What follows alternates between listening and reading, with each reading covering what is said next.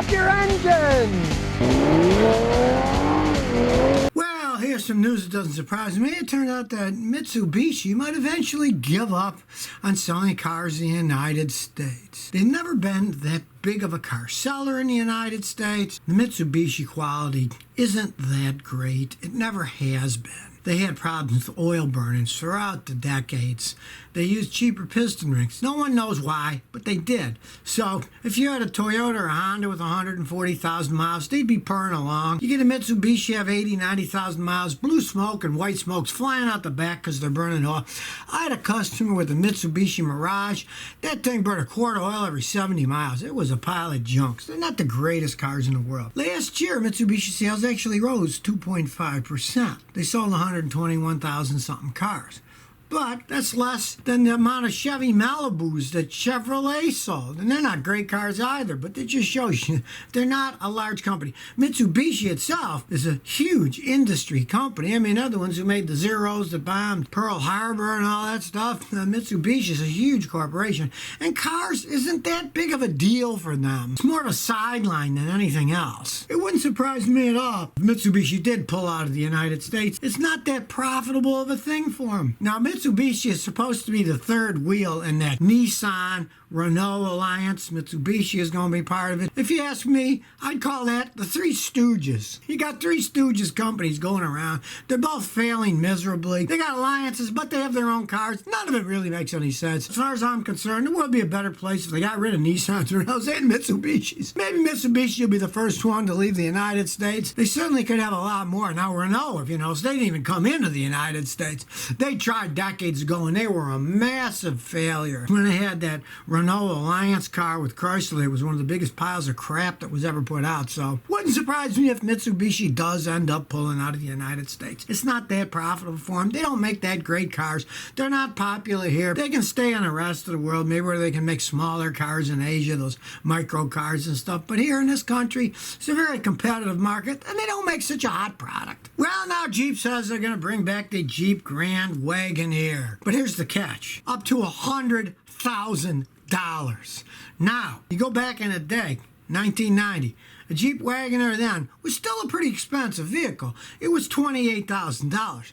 But if you add inflation from 1990 to today, 2020, twice, a dollar is worth like $1.96 today from 1990. So even then, it'd still only be less than $60,000 with inflation. Yeah, they think they're going to sell these things for $100,000. Of course, all these companies are going for greed, the high end. They think, oh, yeah. How many of these things would they actually sell? And they also claim that it's going to have a plug-in hybrid, but that won't be 2021. That might be a year later, and they'll claim that it can go 30 miles. All I have to say is, giant, big old Jeep Grand Wagoneer. I doubt that thing's going to go 30 miles on electricity. It's like some of the ones that I road test, and they say, oh, they can go 20 miles in electricity. I get about a mile and a half and they run out of power because it's hot here. In Houston, you run the AC on full blast. Hybrid vehicles, they generally have electric air conditioners. They generally run on 220 volts, so they use a lot of power, and those batteries don't last long when they're driving a heavy vehicle and running an air conditioner. So poo to the figures they give. In the real world, those plug-in hybrids, they're not worth squat. They hardly go any distance before they run out of power. The battery's not big enough and the cars are too heavy. That's just common sense. You know, electric cars, big and heavy, they should have started smaller and worked their way up. Don't start at the top and work your way down if you're trying to sell these to people and say you can actually drive them any distance, because from my experience, you really can't. Going back to the Jeep Wagoneer itself, if they can find people that'll pay $100,000 for one of those Jeep products, boy, that would be a miracle in advertising. Because their quality is going, but their price is going up. Makes no sense to me, but if they only make a few of them, I suppose there's enough dumb people in the world that'll go out and buy one. It turns out that Tesla is banning Model Y owners if they return their car. I guess he can't take criticism very well, right?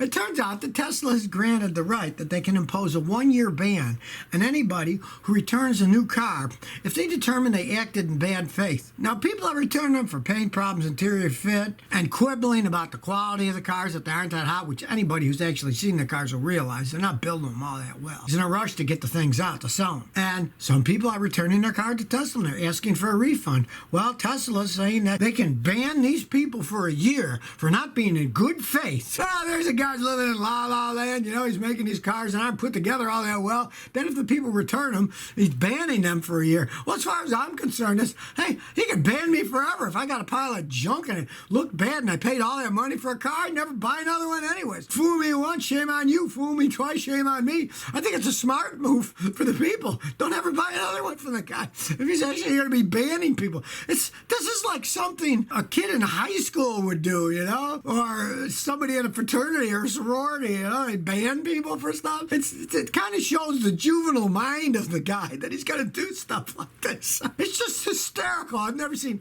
any car company. Usually they bend over backwards. We're sorry, we'll get you a better one. No, he bans you if you don't like the pile of junk that he sold to you. It gets nuttier and nuttier. I couldn't make this stuff up if I tried. Ant-Man 2009 says, hey, I've heard it's not a great idea to go on a highway with four-wheel drive vehicles engaged in four-wheel drive, over 45. But why is it all-wheel drive vehicles can do that? On the really fancy four-wheel drive vehicles, they have four-wheel low and four-wheel high. So you put it in low when you're going slow, and you put it in high when you're going at higher speeds. The really fancy ones have that. All-wheel drive systems are designed by engineers, and modern ones are all computer controlled, so they use all-wheel drive all the time. It splits the drive between the front and the rear, varying how much power comes to the front wheels, how much to the rear, and they're designed so they can go at any particular speed. Now, you're going to get worse gas mileage because there's more friction. That's just common sense. I did a video the other day on a Lexus SUV, and I got 20.5 miles a gallon on a highway going 75 because it was all-wheel drive. If it would have been two-wheel drive, it probably would have gotten 26, 27 miles a gallon. You lose gas mileage because of the friction. But the modern all-wheel drive vehicles, they're made for all different situations. They usually have clickers too, like ice, mud, snow, so they can set themselves up. And the real fancy ones, you don't have to do anything. The computer measures all that stuff, and if it starts slipping, it automatically adjusts the stuff. The really old four-wheel drives, they're not made for going over a certain speed unless they have the two-speed transfer case that has low and high in it. Then it's perfectly fine. Time Bandit said, my battery light is on after I had a dead battery. I replaced the battery, and the car runs for a while, then it dies, and the battery light stays on. Help. All right. I always think that's the dumbest thing on earth. When I was young, cars had generators, and that light did not say battery, it said gen for generators. It meant the generator wasn't generating enough electricity when it would glow red. Then, later, when they put alternators on, that light said alt for alternator, meaning the alternator doesn't work. But for some reason that's well beyond me, because I'm generally logical, they decided to change that to bat. It means that the alternator's not charging the battery is what it means. Doesn't mean the battery's bad. You need a new alternator, yeah? I mean, theoretically, you could have a wiring short somewhere do something too, but generally it just means that you got a bad alternator that's not charging the battery. For the life of me, I don't know why it doesn't say alternator, because it says bat and people think, oh, it said battery, so I replaced the battery. 9 times out of 10, it means the alternator isn't charging the battery. Now, you could have a bad battery and a bad alternator, yes, but it should say alternator when it glows red, because that is actually measuring the charging of the alternator. And when it gets below a certain voltage, it starts glowing red. Stupid, but that's people nowadays. Sometimes people are doing some very illogical things. Put in a sign like that says bat when it's really alt.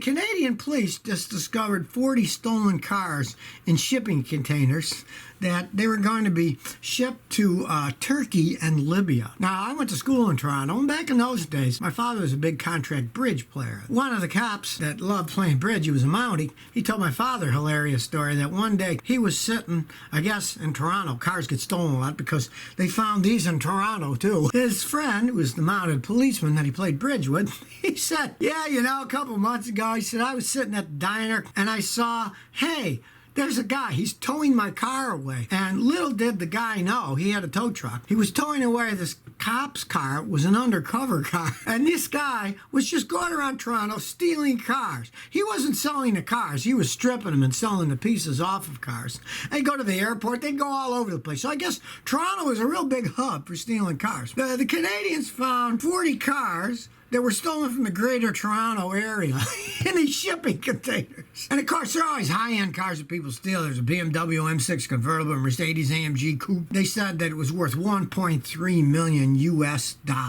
So who would think that stealing cars in Toronto, and they end up in Libya, of all places? Well, I guess Gaddafi's gone now, so he's not taking them. Somebody else is. So I just find it amusing that they're still doing it. I mean, when I went to school in Toronto, that was almost 50 years ago, and people are still stealing cars there, shipping them all over the world.